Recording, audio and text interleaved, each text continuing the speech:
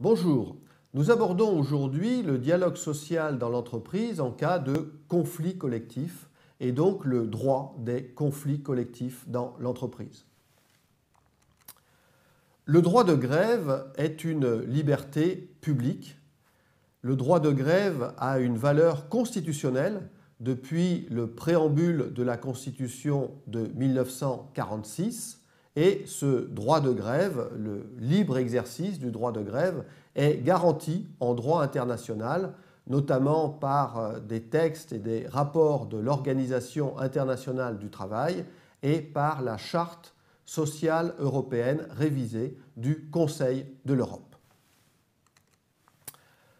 Le droit de grève est applicable quand nous sommes en présence d'une véritable grève, autrement dit, quand nous sommes en présence d'un mouvement qui répond aux exigences jurisprudentielles en matière de grève. Et donc la jurisprudence, notamment dans un arrêt du 23 octobre 2007, nous dit quelles sont les conditions pour qu'un mouvement puisse être qualifié de grève.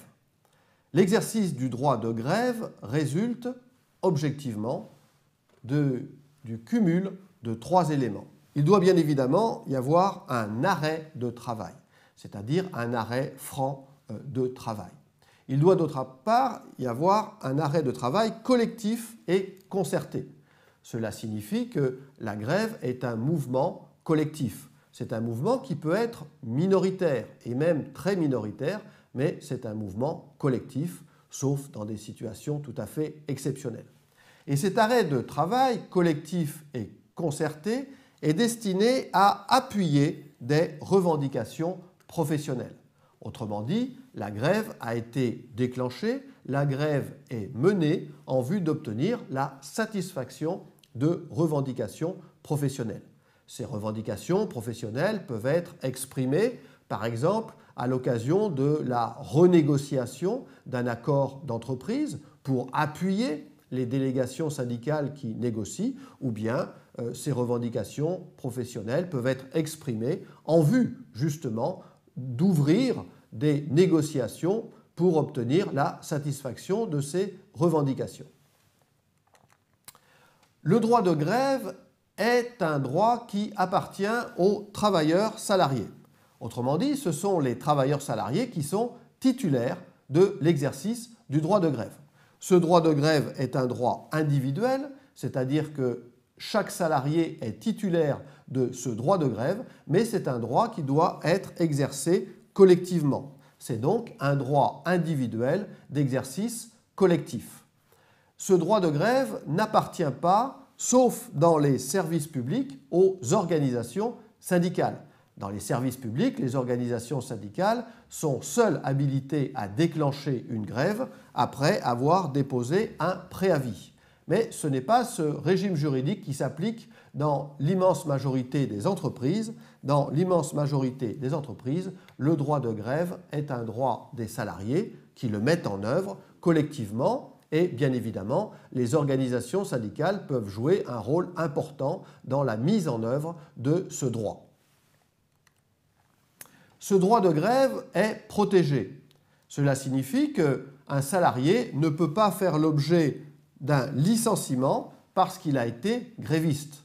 Toute rupture du contrat de travail en raison de l'exercice normal du droit de grève est nulle de plein droit, c'est-à-dire que ce licenciement serait regardé comme n'étant jamais intervenu. Le salarié aurait donc droit à la poursuite de son contrat de travail dans l'entreprise, à sa réintégration, et il aurait droit à des rappels de salaire couvrant la période pendant laquelle il a été exclu de l'entreprise.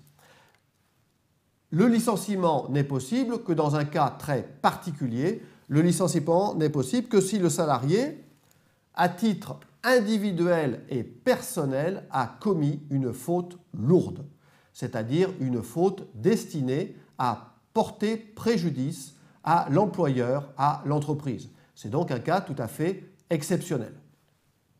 L'exercice normal du droit de grève ne doit donner lieu également à aucune mesure discriminatoire. Le salarié qui a exercé son droit de grève ne doit pas être discriminé, notamment en matière de rémunération, en matière de déroulement de carrière ou sur d'autres thèmes.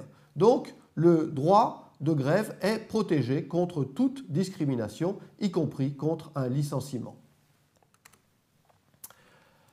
Pendant l'exercice du droit de grève, l'employeur se voit interdire de mettre en œuvre un certain nombre de mesures. L'employeur ne peut pas recourir à des contrats précaires, contrats à durée déterminée, missions de travail temporaire pour remplacer les salariés grévistes. L'employeur ne peut pas non plus verser des primes anti-grève aux salariés pour les dissuader de mettre en œuvre leur droit de grève, pour les dissuader de faire grève, et l'employeur ne peut pas mettre en œuvre un lock-out, c'est-à-dire que l'employeur ne peut pas fermer l'établissement, l'entreprise ou l'atelier où est mis en œuvre l'exercice de ce droit de grève. Une grève a été déclenchée, une grève a suivi son évolution et il faut bien évidemment mettre fin à cette grève.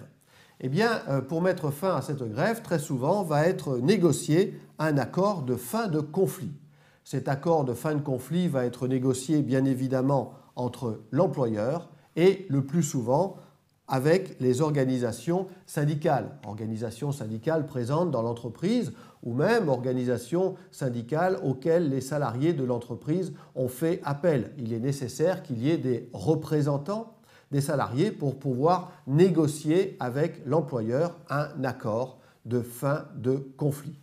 Dans le cadre de la négociation de cet accord, eh bien, très souvent, les parties vont demander à l'inspecteur du travail d'intervenir pour les aider à trouver un terrain d'entente pour présider une réunion de conciliation. Donc l'inspecteur du travail va jouer un rôle pour essayer de rapprocher les points de vue des différents protagonistes afin qu'un terrain d'entente soit trouvé.